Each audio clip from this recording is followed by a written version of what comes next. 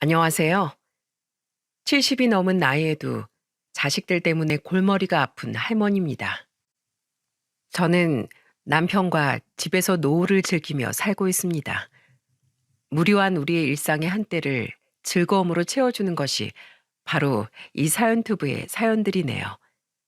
그러던 어느 날 문득 우리의 이야기도 사연으로 보내보면 어떨까 싶더군요. 라디오 사연 한번 보내본 적이 없던 우리인지라 말재간이 있을까 싶긴 하지만 그래도 떨리는 마음으로 이렇게 사연을 보내봅니다. 형편이 어렵던 저와 남편은 서울 월세방에서 신혼을 시작해 두 딸을 낳았어요. 양가 또한 어려워 우리에게 도움을 줄 수 없었죠. 저와 남편은 자식들에게만은 우리와 같은 가난을 겪게 하기 싫었기에 결혼 5년 차에 차린 고물상을 어떻게든 잘 키워내려고 노력했어요.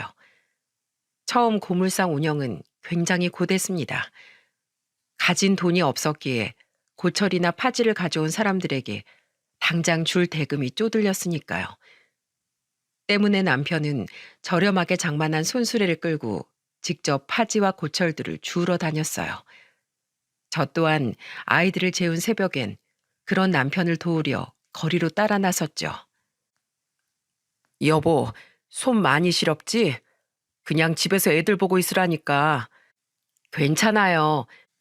애들 재운 사이에라도 나도 나와서 도와야죠. 당신 혼자 이 차가운 겨울 새벽바람 맞아가며 고생하게 둘 수는 없어요. 허리도 많이 아프고 겨울엔 손이 꽁꽁 얼어붙어 손끝이 시리다 못해 욱신거리더군요. 그래도 꿈꿀 훗날의 행복이 있었기에 우린 웃으며 버텼습니다. 너무 몸이 고되다가도 집에 돌아와 엄마 아빠를 부르는 딸들을 보면 묵은 피로가 싹 씻겨나가곤 했죠. 그렇게 시간이 흘러 고물상은 점차 자리를 잡아갔습니다.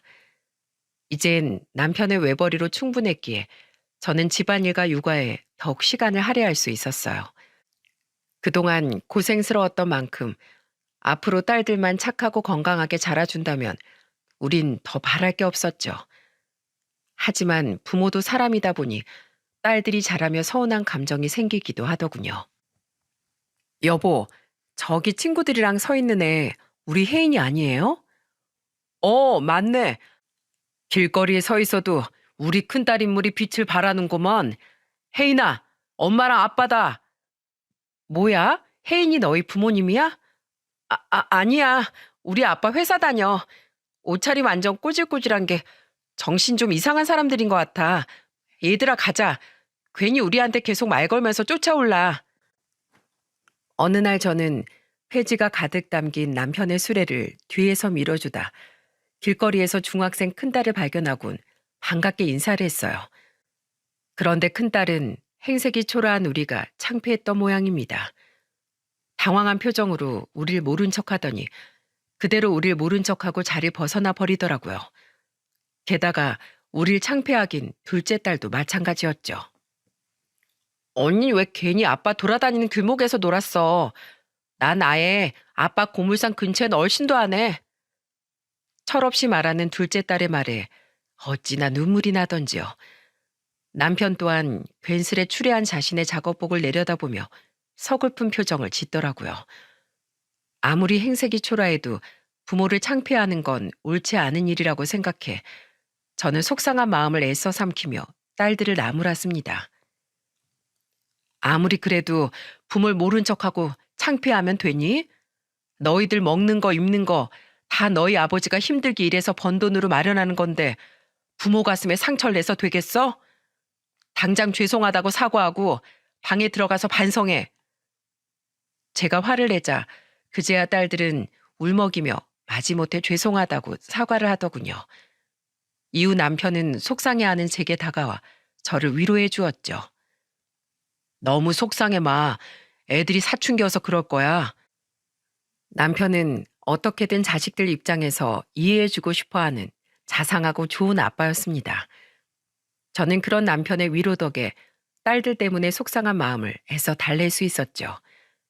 우린 돈을 모아 방 3개짜리 아파트 전세로 이사를 했습니다. 그런데 큰딸이 17살이던 때 우리 가족에게 아주 큰 변화가 생긴 사건이 있었어요. 어머, 막내야. 연락도 없이 우리 집에 어떻게 왔어? 어느 날, 삼남매 중 둘째인 남동생보다 절 훨씬 많이 따랐던 막내 여동생이 절 찾아온 겁니다. 막내는 2년 전 제부와 이혼하고 서울에서 식당을 하며 10살 된 아들을 혼자 키우고 있었어요.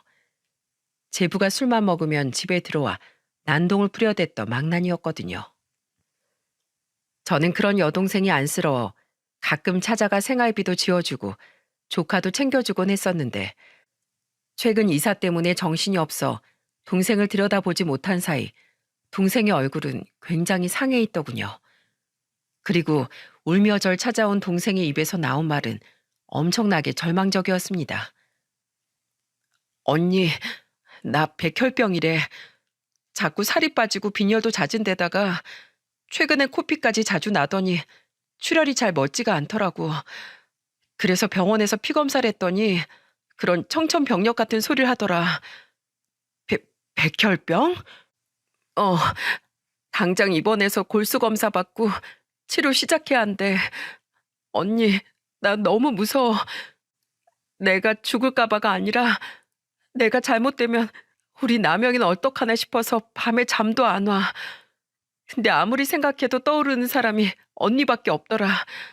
오빤 지방에서 자기 가정 먹여 살리기 바쁘고 부모님도 다 돌아가신 마당에 내가 누구를 의지하겠어.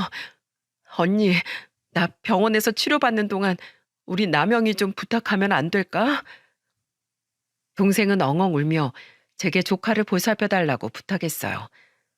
저는 황급히 남편과 상의 후 어린 조카를 저희 집에서 돌봐주게 되었죠. 동생은 병원에 입원해야 했으니 조카를 혼자 집에 둘 수도 없는 노릇이었으니까요. 뭐야, 쟤 때문에 나랑 혜수랑 또 방 같이 써야 돼? 진짜 짜증나. 딸들은 방을 빼앗겼다며 어린 사촌 동생이 저희 집에 머무는 걸 싫어하더군요. 저는 혹시라도 조카가 마음의 상처를 입을까봐 딸들의 말을 조심시켰죠.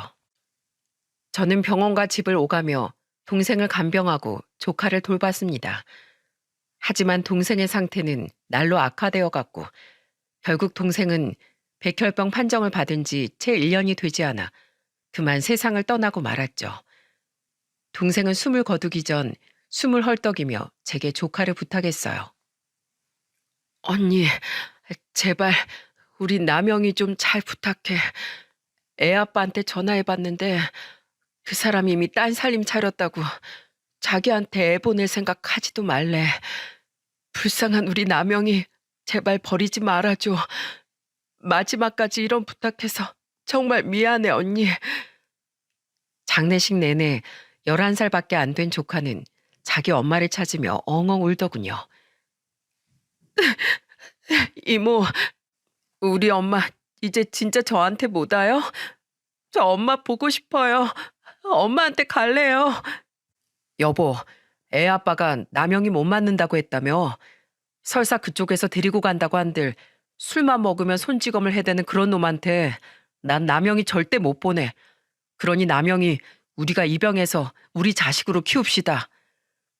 남편은 고맙게도 조카를 먼저 입양하자고 말해주더군요. 그렇게 우린 여동생을 떠나보낸 후 조카를 친양자 입양을 통해 우리 자식으로 거둘 수 있었습니다. 아버지, 저 엄마랑 도시락 싸서 아버지 도우러 왔어요.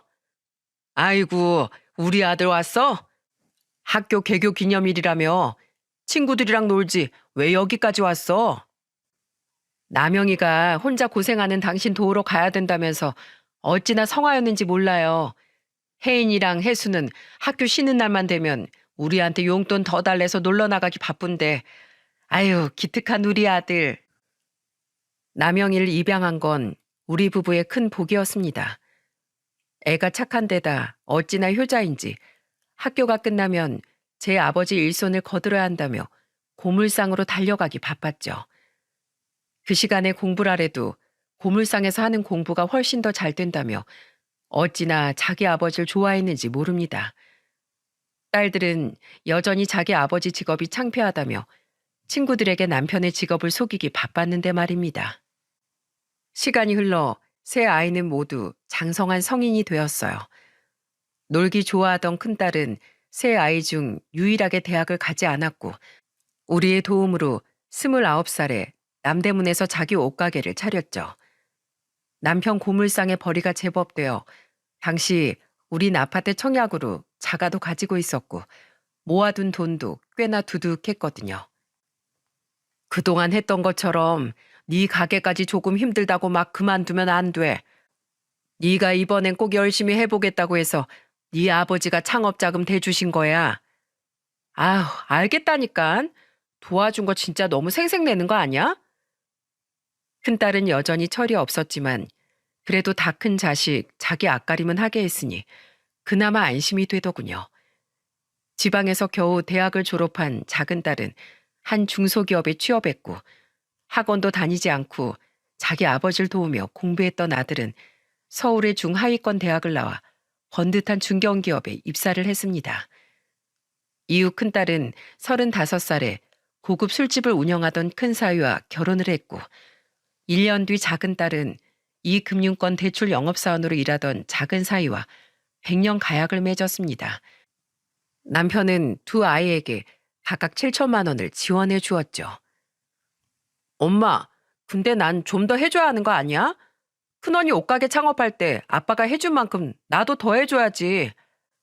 야, 그건 그거고 이건 이거지. 너도 꼬우면 창업하던가. 무슨 돈을 더 해줘? 우리도 이젠 우리 노후 자금하고 남영이 장가 보낼 때 보태줄 돈밖에 없어. 7천도 굉장히 큰 돈이건만 그럼에도 불구하고 두 딸은 한 푼이라도 더 받아내려고 난리를 치더군요. 끝내 작은 딸은 물러나지 않았고 기어코 제 남편에게 2천만 원을 더 뜯어낸 후에야 난리통은 진정이 되었어요. 어차피 우린 자식들 잘 살게 하려고 아둥바둥 돈 벌고 모은 거잖소. 나도 마음이야 좋진 않지만 스트레스 받으면 머리만 아프니까 우리 그냥 좋게 생각합시다. 남편은 애써 딸들을 두둔했어요. 어차피 남편이 번 돈이니 제가 왈가왈부할 일은 아니지만 남편의 노고는 알려고 하지도 않으면서 돈만 밝히는 두 딸이 괘씸하더군요. 이후 받을 건 다 받았다고 생각했는지 두 딸은 명절을 제외하면 우리의 생일에도 잘 찾아오지 않았습니다. 사람은 끼리끼리라고 처음엔 살갑게 굴던 두 사이도 점차 우리에게 대면대면하게 굴더군요. 그래도 사이는 100년 손님이라고 남편은 명절에 찾아온 사이들과 잘 지내고 싶어 했는데 두 사이는 은근슬쩍 남편을 무시하는 발언을 해대더라고요. 내가 우리 큰 사이 술집 한번 가서 팔아줘야 하는데 말이야. 에이, 저희 술집에 오는 손님들은 하나같이 차림새도 멀끔하고 직업들도 다 좋아요, 장인어른. 대기업의 사짜 직업의 사장들의 한 번 와서 쓰는 돈만 해도 수십 수백인데 장인어른이 그렇게 쓰실 수 있겠어요?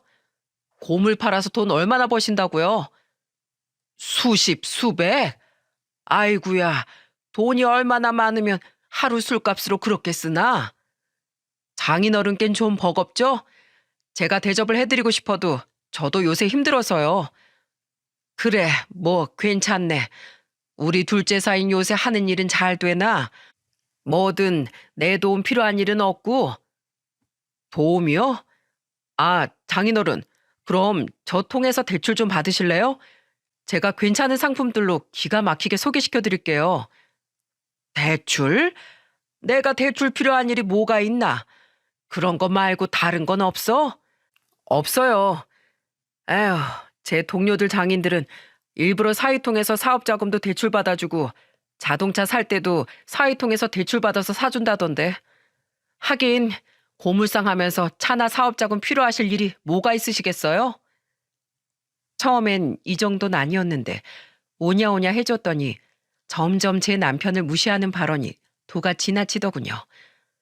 옆에서 듣던 제 아들도 이건 아니라고 생각했는지 자기 매형들에게 화를 내더라고요.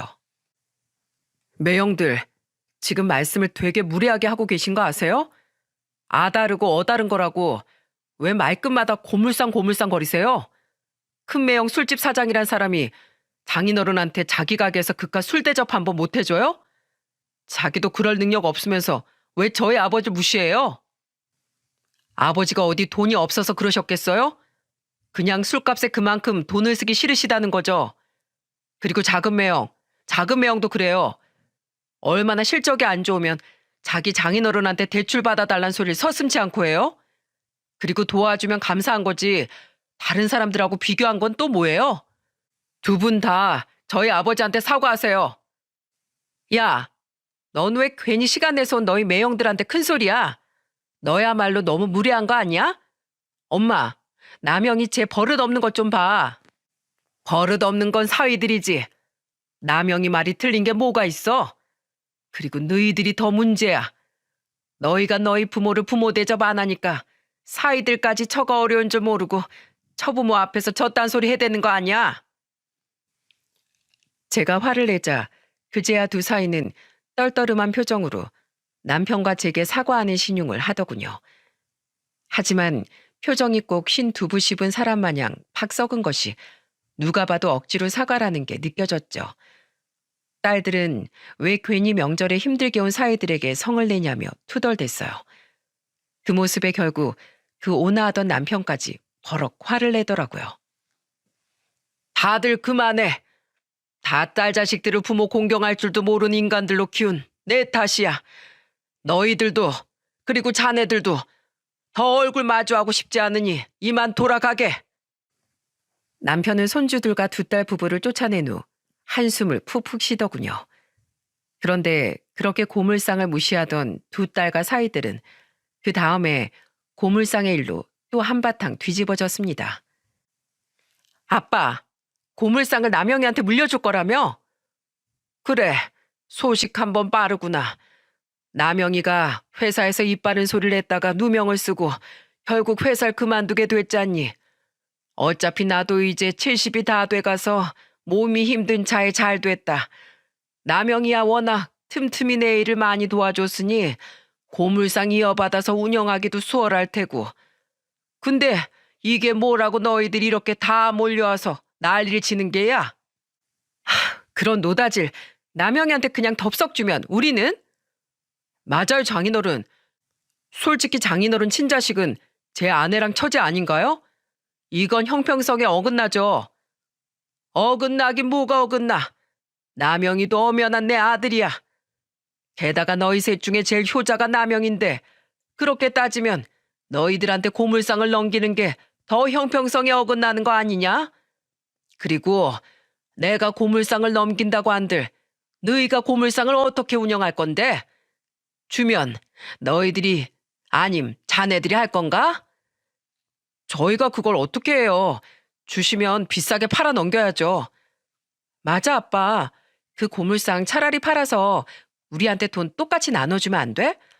아니면 고물상 값어치만한 돈을 언니랑 나한테도 더 주던가.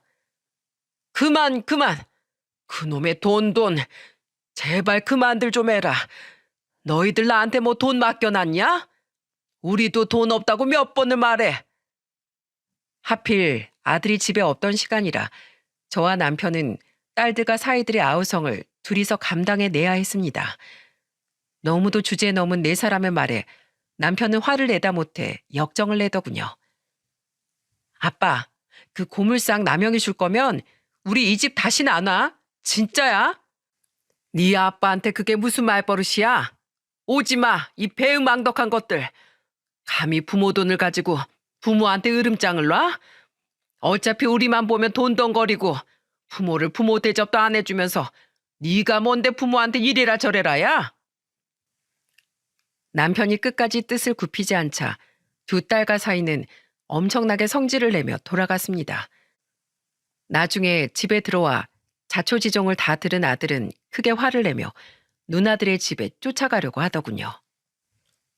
우린 그럴 가치도 없는 놈들이라며 그런 아들을 말렸죠. 이게 다 저 때문이에요. 저 다른 직장 구하면 되니까 그 고물상 저 주지 마세요, 아버지. 두 분이 저 때문에 괜히 너무 마음고생 하시잖아요. 됐다. 너한테 고물상을 안 준대도 더는 그놈들한테 돈 줄 마음 없어. 그리고 내 피땀 흘려 일군 사업장을 내 자식한테 물려주고 싶은 건 당연한 거 아니냐? 고물상을 이어받을 마음도 없으면서 욕심만 부려대는 저런 놈들, 나도 더는 필요 없다. 남편은 두 딸과 사위들에게 단단히 뿔이 난 듯 했습니다. 저 또한 남편과 같은 마음이었기에 우리는 아들을 설득해 결국 고물상을 물려주었죠. 그리고 그 사실을 알게 된 두 딸과 사위 또한 마음이 상했는지 그 뒤론 명절에도 집에 찾아오지 않더군요. 자기 누나들과 매형들에게 화가 났음에도 아들은 저와 남편이 상처를 받진 않았을까 걱정했는데 우린 그런 착한 아들의 마음이 고마워서라도 더는 딸들을 기다리지 않기로 했어요. 그런데 그 일이 있고 3년이 지난 어느 날 우리 세 식구에겐 아주 커다란 불행이 닥쳤습니다. 엄마, 얼른 병원으로 오세요. 아버지 지금 응급실로 실려가셨어요. 바로 아들의 고물상 일을 도와주려 집을 나섰던 남편이 교통사고를 당한 거예요. 고물상 앞에 거의 도착했던 남편은 갑자기 튀어나온 한 할머니의 폐지 수레를 피하려던 오토바이와 정면으로 부딪혀 1미터나 날아갔다고 하더군요. 선생님, 수술은 잘 된 게 맞나요? 그런데 왜 저희 남편이 눈을 못 뜹니까? 예? 다행히 수술은 잘 끝났는데 머리를 심하게 부딪힌 데다 연세까지 있으시니 신체에 무리가 많이 간 상태입니다. 이제 저희 손은 떠났으니 부군께서 무사히 의식을 되찾으시길 기도하는 수밖에 없어요. 이대로 의식을 못 찾으시면 마음의 준비를 하셔야 합니다. 너무 무서웠습니다. 남편과 평생 의지하고 산 세월이 거의 50년이건만 그런 남편이 영영 눈을 못 뜰지도 모른다는 사실이요. 아들은 중환자실 앞에서 통곡하는 저를 끌어안고 하염없이 흐느꼈죠. 겨우 울음을 그친 전 아주 오랜만에 딸들에게 연락을 했습니다. 아무리 그동안 얼굴을 보지 않고 지냈다지만 자식들도 자기 아버지가 위독하다는 사실은 응당 알아야 하니까요. 저는 우선 큰딸에게 전화를 걸었는데 딸이 전화를 받지 않아 큰사위에게 다시 전화를 걸었어요. 그런데 큰사위 입에서 나온 말은 기가 막히기 짝이 없더군요. 장인어른이요? 근데 제가 요새 사람이 없어서 술집을 못 비울 것 같아가지고요. 아직 돌아가신 건 아니죠? 애엄마한테 다시 전화 걸어보세요. 저는 바빠서 이만 끊을게요, 장모님. 게다가 뒤늦게 다시 전화가 걸려온 큰딸 또한 더더욱 되먹지 못한 소리를 짓거리는 게 아니겠어요? 아빠가? 하, 그렇게 딸들 귀한 줄 모르더니 벌 받았네. 난 또 3년 만에 무슨 일이라고. 나 장사하느라 바빠. 어차피 중환자실 하루 종일 면회되는 것도 아니라며. 아빠 의식도 없는데 내가 가서 뭐해? 고물상 물려받은 효자 남영이나 열심히 옆에서 아빠 지키라고 해. 천불이 났습니다. 뒤이어 제 전화를 받은 작은 딸 또한 똑같은 반응이더군요. 게다가 작은 사위는 아예 제 전화를 받지도 않았죠. 네 아버지가 얼마나 고생을 하며 저들을 키웠는데 어떻게 아버지가 위독하다는데도 한 명도 안아볼 수가 있니? 그것들이 사람이니? 어? 누나들이나 매형이나 진짜 미친 거 아니에요? 어떻게 인두껍을 쓰고 그럴 수가 있냐고요? 아들은 화를 참지 못하고 자기 누나들에게 전화를 걸었지만 딸들과 심지어 사위들까지 아무도 아들의 전화를 받지 않았습니다. 이런 것들도 자식이라고 가끔씩 딸들의 사진을 들여다보던 남편이 너무도 가여워 미칠 것만 같았죠. 남편은 2주일이 넘게 중환자실을 벗어나지 못했습니다. 그동안 저와 아들, 그리고 아들과 곧 결혼할 예정이었던 예비 며느리만 돌아가며 중환자실에 면회를 갔었죠. 아들을 닮아 예비 며느리 또한 어찌나 심성이 고운지 깨어나지 못한 제 남편을 보며 눈물을 뚝뚝 흘려주더라고요. 2주 후 남편은 일반 병실로 옮겼지만 여전히 의식을 차리지 못했고 그렇게 시간은 야속하게 흘러갔어요. 그렇게 남편이 사고가 난 지 한 달이 됐던 날 사람이 아닌 개망나니들이 저희 집에 찾아왔더라고요. 저는 오랜만에 아들과 짐을 가지러 집에 돌아와 있었는데 미친 듯이 눌리는 초인종 소리에 문을 열어보니 글쎄 술이 얼큰하게 취한 두 딸과 두 사이가 저희 집으로 들어오더군요. 너희 아버지 병원에 코빼기도 안 보이더니 너희들이 이 시간에 어쩐 일이야? 너희들 술 마셨니? 자네들도? 네, 집에 애들 두고 저희들끼리 제 술집에서 술 한잔 했습니다, 장모님. 지금 자네들 장인이 생사의 기로에 서 있는데 이렇게 술 퍼마시고 처가에 찾아오다니 지금 제정신인가? 다들 썩 나가지 못해? 아, 엄마. 엄마는 왜 맨날 우리 못 쫓아내서 안달이야. 우리 중요한 일 상의하면서 딱 한 잔씩 마신 거야. 그거 엄마랑도 같이 상의하려고 혜순의 부부랑 같이 여기까지 일부러 찾아온 거라고. 상의는 무슨 상의? 여보, 내가 대표로 말씀드릴게. 장모님, 툭 까놓고 말하겠습니다. 장인어른 유산 분배 미리 좀 하시죠. 뭐야? 어이가 없었습니다. 그 네 연놈들은 남편의 병문안 한번 안 오더니 술에 취해 찾아와서 한다는 소리가 고작 유산 타령이더라고요. 아들 또한 어이가 없었는지 자기 큰매형을 노려봤는데 저는 무슨 개소리를 하나 드러나 보자 싶어 아들을 막았습니다. 장모님, 제가 장인어른 위독하시다는 말을 듣고 좀 알아봤는데요. 고물상하는 사람들 재산이 꽤 된다고 하더라고요. 막 월 1,000만 원씩 번다는 사람들도 있다던데 장인어른 우리한테 말씀 안 하신 재산 있으시죠? 고물상을 몇 년을 하셨는데 돈이 없다는 게 말이 안 되잖아요. 그래서 그게 자네랑 무슨 상관인가? 아직 멀쩡히 살아있는 양반 재산을 자네가 왜 탐내냐고. 에이, 섭섭하게 그런 말씀 하신다. 어차피 장인어른 돌아가시면 그 돈 다 자식들 목 아니에요? 이대로 못 깨어나실 가능성이 크다면서요. 장모님, 이 큰 사이가 사실 요새 많이 힘듭니다. 요즘 다들 힘든 마스크 시국이잖아요. 저 같은 자영업자들은 아주 죽을 맛이라니까요. 그러니까 이참에 자식들한테 유산 먼저 좀 배분해 주셔서 이 사이 좀 도와주십시오. 맞아, 엄마. 이 사람 술집 망하면 우리 집 타격이 커. 대출도 많이 받은 마당에 이젠 어떻게 해야 하나 고민했는데 마침 아빠가 딱 타이밍 좋게 이렇게 된 거 있지? 아빠가 돌아가시게 생긴 건 나도 너무 마음 아프지만 산 사람은 살아야 하잖아. 안 그래? 아빠 숨겨둔 재산 있지? 어? 엄마, 어차피 자식 주려고 번 돈 딸네 집 좀 살려주라. 엄마, 이번엔 언니네 주는 만큼 우리도 똑같이 줘야 돼? 맞습니다, 장모님. 저도 처형한테 창업자금 지원해 주셨다는 거 결혼하고 나서 나중에 듣고 엄청 섭섭했어요. 자식은 차별하면 안 되죠. 맞다, 강남영. 넌 아빠 친자식도 아닌 게 양심 있으면 유산 넘볼 생각 꿈도 꾸지 마. 알았어? 저번에 아빠 고물상 네가 채 갔을 때도 언니랑 내가 얼마나 약올랐는데. 개판이었습니다.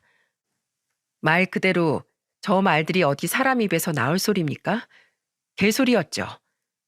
부모의 죽음 앞에서 유산 타령만 하는 저놈들이 어떻게 자식이고 사이랍니까? 저는 유산 생각에 신이 난 표정으로 막자지껄 떠들어대던 두 딸 앞으로 걸어갔습니다. 그리곤 망설임 없이 두 딸의 뺨을 아주 세차게 내리쳐버렸죠. 아, 엄마! 이 싸가지 없는 것들아. 아주 너희들 아버지 제발 돌아가시라고 고살 지내라. 너희들 아버지가 널 얼마나 금이야 오기야 키웠는데 이 고얀 것들. 뭐? 타이밍 좋게 네 아버지가 위독해졌다고? 얼마나 끔찍한 금수가 돼야 그런 말을 할 수 있는 거냐? 그리고 둘째 너, 남영이가 우리 친자식이 아니라고? 너희 같은 친자식들보다 우리 남영이가 100배, 아니 1000배는 더 자식 노릇을 다 했어. 양심 있으면 유산 넘볼 생각 꿈도 꾸지 말아야 할 건 바로 너희들이야. 그리고 김서방, 사위 노릇 한 번 한 적 없는 사람이 왜 장인 돈을 탐내? 이서방 자네도 똑같아. 내 남편이 자기 돈 자기가 알아서 쓴다는데 자네가 왜 서운해해? 어디 정신이 이상한가? 난 그 돈 너희들한테 한 푼도 못 줘. 엄마, 진짜 말 이상하게 한다? 자식이 꼭 부모한테 효도해야 자식이야? 낳아줬으면 땡인 거지. 뭘 그렇게 효도를 바래? 그리고 엄마가 안 주면 뭐, 아빠 재산이 우리한테 안 와? 우리가 소송 걸면 어차피 우리 목 정도는 받아낼 수 있거든? 그만 좀 해, 누나. 진짜 해도 해도 너무한 거 아니야? 어떻게 돈만 보면 사람이 그렇게 물불을 못 가려? 매형들도 작은 누나도 다 똑같아. 엄마까지 혈압 올라서 쓰러지게 하고 싶지 않으면 그만 돌아가. 매형들도 돌아가요. 간다 가. 웃겨 진짜. 넌 옛날부터 참 효자납셨다. 어? 친자식도 아니면서. 엄마, 이렇게 우리 쫓아보내도 어차피 우리한테 들어올 돈은 다 오게 돼 있어. 늙어서 기력도 딸릴 텐데 엄한테 힘 빼지 마. 흥, 여보, 가자. 그렇게 두 딸과 사이들은 투덜대며 집을 나가버리더군요. 너무 원통해서 저는 아들에게 안겨 펑펑 울었습니다. 이건 뭐 자식들이 아니라 거의 빚쟁이, 아니 생돈 뜯는 사채업자들 수준이었어요. 울지 마세요, 엄마.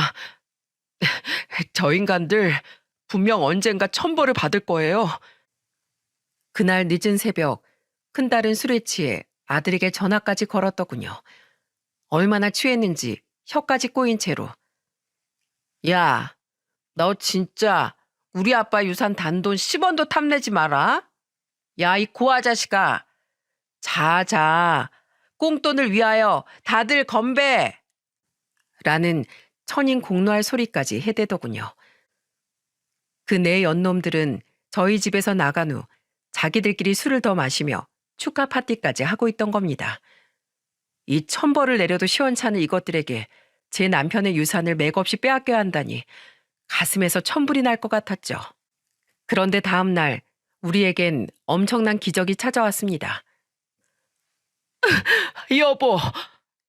바로 제 남편이 기적처럼 의식을 회복한 거예요. 남편은 너무 오랜만이라 목소리를 내는데도 조금 어려움을 겪긴 했지만 이미 수술 부위와 몸도 많이 회복됐던 터라 며칠 만에 기력을 많이 되찾더군요. 그리고 딸들의 일을 전부 전해들은 남편은 엄청난 분노를 참지 못했습니다. 천벌받을 놈들, 내가 인생을 헛살았어. 여보, 나 도저히 괘씸해서 이대로 못 넘어가겠어요. 내가 그 애들 정신교육을 호되게 시켜줘야 이 화가 풀리겠다고요. 남편 또한 저와 같이 처참한 마음이라 우린 어떻게 딸두가 사이를 호되게 혼내줄 수 있을지 고민했습니다. 그런데 마침 큰딸이 병실에 찾아왔더라고요. 남편이 사고를 당한 후 처음 있는 일이었죠. 저는 머릿속에 생각 하나가 번뜩여 남편에게 눈을 감고 여전히 깨어나지 못한 척을 하라고 말했습니다. 큰딸은 가만히 와서 남편을 들여다보더니 제게 이러더군요. 아빠 상태 좀 보러 왔어. 한 달이 훌쩍 넘도록 이렇게 못 깨어난 거면 곧 돌아가시겠네. 그치? 그래, 의사가 이젠 정말 마음의 준비를 하라는구나. 그래서 넌 그거 확인하러 왔니? 네가 유산 언제 받을 수 있나 보려고? 엄마, 아직도 화났어? 내가 그때 그랬잖아.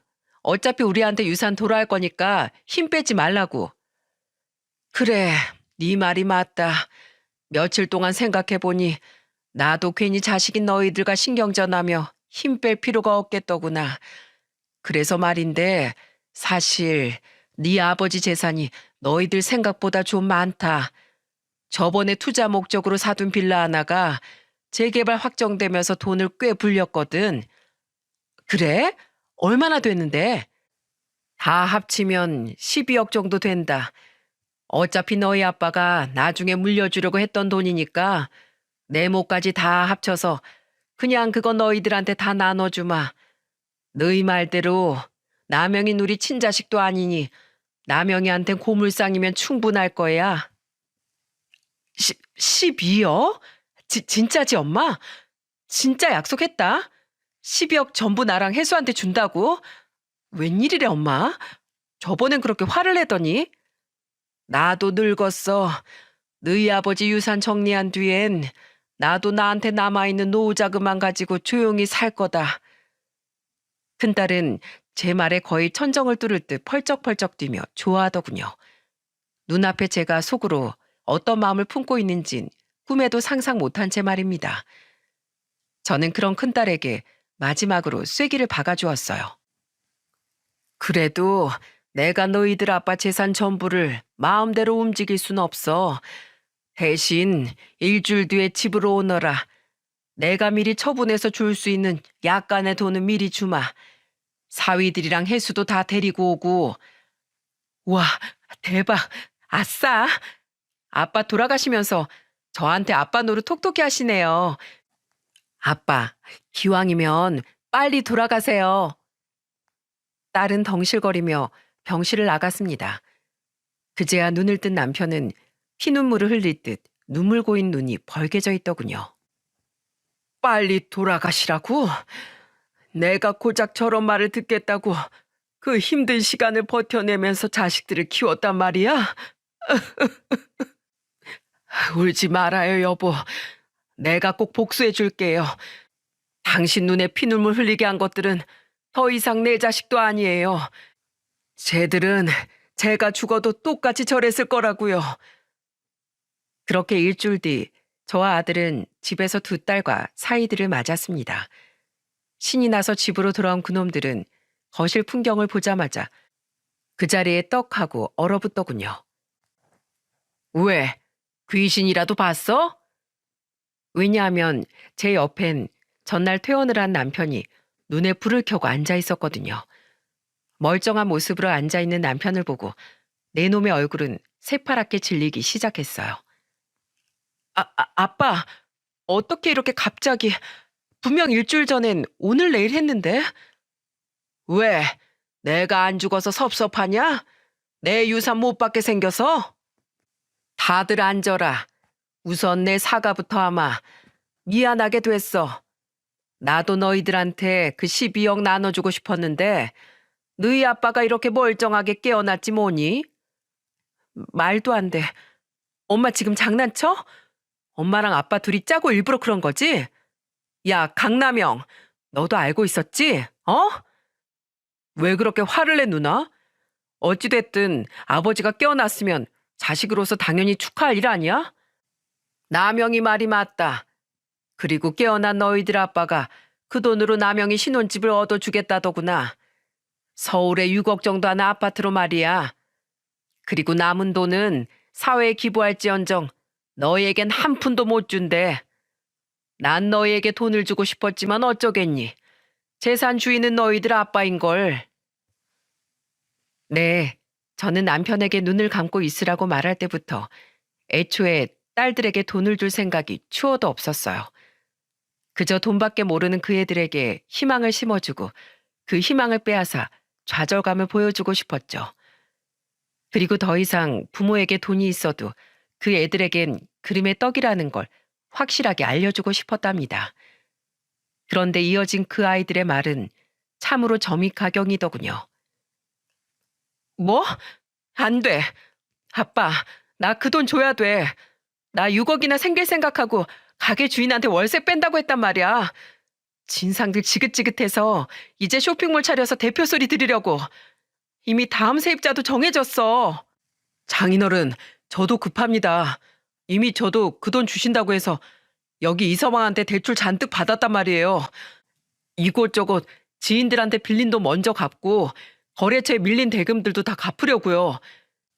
게다가 지인이 권리금 챙겨줄 테니까 가게 넘기라는 것도 장인어른 돈 믿고 버텨볼 생각으로 거절했는데 갑자기 이러시면 저 어쩌라고요. 엄마, 나랑 이서방도 같이 치킨집 차릴 생각으로 둘 다 회사에 사표 냈어. 어차피 아빠 금방 돌아가실 것 같아서. 한심하게도 그 일주일 사이에 내 놈은 이미 유산을 쓸 곳까지 다 정해놓고 일사불란하게 움직였더군요.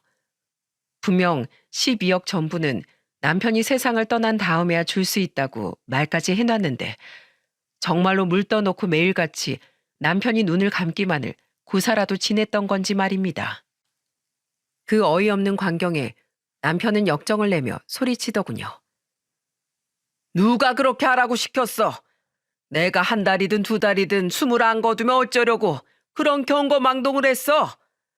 아빠, 그럼 우린 어떻게? 아빠라고 부르지도 마. 내가 너희들의 바닥을 이번에 똑똑히 알았다. 너흰 더 이상 내 자식도 아니야.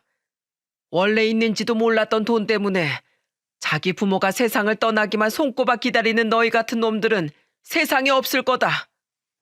그리고 내가 그렇게 하라고 했어? 너희 엄마가 그러라고 했냐? 아니, 이건 다 너희들 욕심에 너희가 잡아먹힌 거야. 뭐 돈 안 주면 소송을 해서라도 너희 몫을 찾을 거라고? 내가 그 꼴 보기 싫어서라도 100살까지 벽에 똥칠하면서 아주 오래오래 살 거다. 평생 우리 옆에서 효도한 남영이한테만 주고 싶은 거 다 퍼주면서 자식된 도리도 안 하려는 너희한테 부모 재산을 바랄 자격은 단 한 개도 없어. 이제 두 번 다시 내 집에 찾아오지 마라. 알았어? 나가. 아빠. 장인어른, 제발 한 번만 살려주세요. 예? 엄마, 제발 아빠 좀 말려봐. 엄마가 우리한테 돈 준다며, 어? 자식들 인생 이렇게 망하게 그냥 둘 셈이야, 엄마? 글쎄, 네 아빠 재산이라 난 손 쓸 길이 없다니까. 그리고 내 마지막으로 한마디 하마. 낳아줬으면 끝이니 효도 같은 거 바라지 말라고 너희가 그랬지? 내가 그 말 그대로 돌려줄게. 우린 너희를 낳아준 걸로 부모된 도린 다 한 거다. 우린 그동안 너희에게 최선을 다했어. 부모 자식 간의 의리는 너희가 먼저 저버린 거야. 이제 앞으로 너희들 알아서 살아. 우린 너희에게 더할 도리도 의무도 없으니까. 큰일 났음을 깨달았는지 내 놈은 무릎을 꿇고 싹싹 빌더군요. 하지만 남편과 저는 그놈들을 전혀 용서해줄 생각이 없었죠. 아들은 그놈들을 집 밖으로 끌어내려고 했지만 아무래도 혼자서 4명은 역부족이었어요. 결국 남편이 경찰서에 전화를 하고서야 그놈들은 가망이 없다고 생각했는지 엉엉 울며 저희 집 현관문을 나서더라고요. 그날 이후에도 딸들과 사위들은 2달이 넘게 번갈아가며 찾아와 저희 집 현관문 밖에서 싹싹 빌었습니다. 아빠, 나 졸지에 멀쩡하던 내 옷가게도 잃고 장사할 터전도 없어졌어. 모아뒀던 돈도 전부 애아빠 대출금 갚는 데 들어갔단 말이야. 3억만, 아니 딱 1억만이라도 좀 줘. 어? 아니면 차용증 쓸 테니까 빌려라도 줘. 시댁에선 아빠 얘기 듣고 우리 애만 봐준다고 하고 우리한테도 도움 한 푼도 못 주시겠대. 장인어른, 이서방 그놈이 받아준 대출 알아서 다 해주겠다더니 알고 보니까 금리가 13%가 넘어갑니다. 제가 대출 내용을 잘 안 듣고 무작정 동의를 해버린 걸 이용해서 그놈이 저한테 이런 똥을 준 거예요. 게다가 건물주가 이번에 월세까지 올려달랍니다. 안 그러면 다음 달 계약 만료 때 가게 빼라고요. 그동안 밀린 월세도 전부 보증금에서 까버리겠대요. 제발 저희 좀 살려주세요. 예? 한 번만 도와주시면 제가 저희 가게에서 술 대접 거하게 하겠습니다. 아빠, 난 이미 후임 구했다고 회사에서도 안 받아주겠대. 내 스펙이 부족하다고 다른 회사에선 이력서 통과도 안 되고. 아빠, 당분간 우리 집 생활비라도 좀 도와주면 안 될까? 어? 장인어른, 저 겨우 상사한테 굽신거려서 회사 다시 들어가긴 했는데요. 사표 낼 때 제가 워낙 시건방을 떨어선지 요새 실적 가지고 눈치를 너무 심하게 주네요. 그래서 말인데 제발 저 통해서 대출 몇 개만 받아주시면 안 될까요? 장인어른 돈 많으시잖아요. 예? 그렇게 제 남편을 무시해댈 땐 언제고 자기들이 아쉬우니 이제 와서 도와달라 술 대접하겠다 하는 꼴을 보니 웃기지도 않더라고요. 솔직히 자식들이 저러니 마음이 좋진 않았지만 저는 남편이 죽기만을 간절히 바라던 그 악마 같은 눈빛을 잊을 수가 없었어요.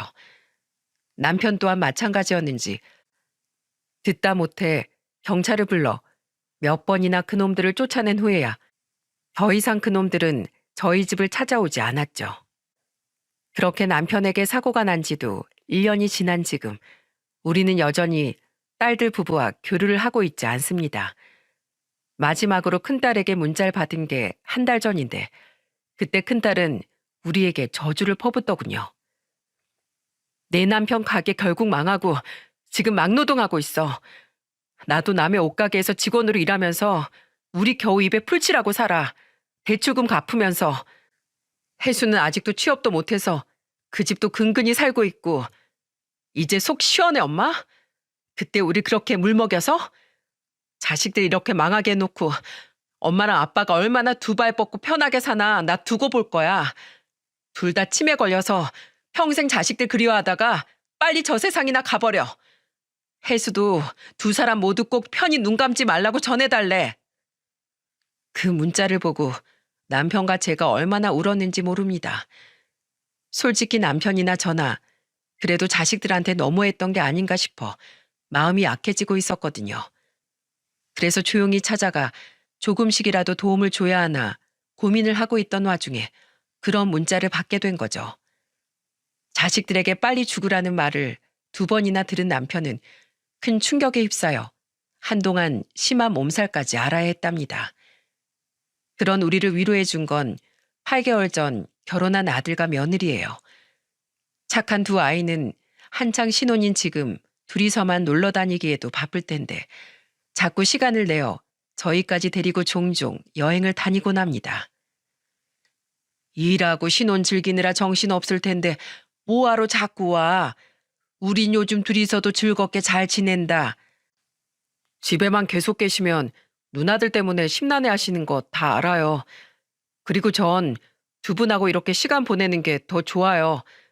두 분 덕에 대출 없이 좋은 집에서 시작했으니 대출이자 갚는 대신 두 분께 이렇게 맛있는 거 사드린다고 생각하면 좋잖아요. 저도 두 분이랑 놀러 다니는 거 너무 좋아요, 어머님, 아버님. 그리고 이 사람이 저희 친정 부모님께도 너무 잘해드려서 오히려 제가 더 분발해야겠다고 생각했는데요. 우리 이번 주말엔 월미도 가서 조개구이에 소주 한잔하고 하룻밤 자고 올까요? 특히 며느리가 얼마나 싹싹한지 저와 남편은 처부모로서는 한 번도 느껴보지 못한 즐거움을 시부모가 된 지금에야 실컷 느끼고 있답니다. 이렇듯 저와 남편 곁엔 아이러니하게도 친자식이 아닌 마음으로 낳은 우리 아들만이 남아있어요. 저와 남편은 그런 아들에게 힘이 닿는 한 아주 오래도록 든든한 부모가 되어줄 생각입니다. 남은 재산은 잘 가지고 있다가 좋은 곳에 쓸지 아니면 자식을 위해 쓸지 아직 결정하지 못했지만 옳은 쓰임새가 떠오를 때까진 잘 간직하고 있으려고 해요. 액수와 별개로 그 돈은 남편과 저의 수십 년간의 피와 땀이 묻은 소중한 자산이니까요. 저희 근황과 별개로 저와 남편은 아직까지 두 딸을 생각하면 억장이 무너지고 마음이 굉장히 심란해지곤 합니다. 1년 전에야 너무 화가 나고 미운 마음에 일절 도움을 끊었다지만 부모가 되어 인성교육이란 명분으로 자식이 그렇게 망가진 모습을 그냥 두고 보는 게 맞는 건지 끊임없이 고민이 되어서요.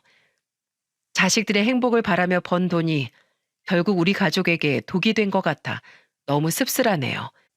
그래서 전 이 사연을 통해 다른 분들께 묻고 싶었습니다.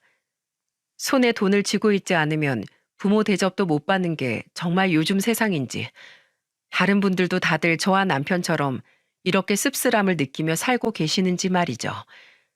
저는 앞으로도 남편과 아주 오래도록 고민을 할 것 같습니다.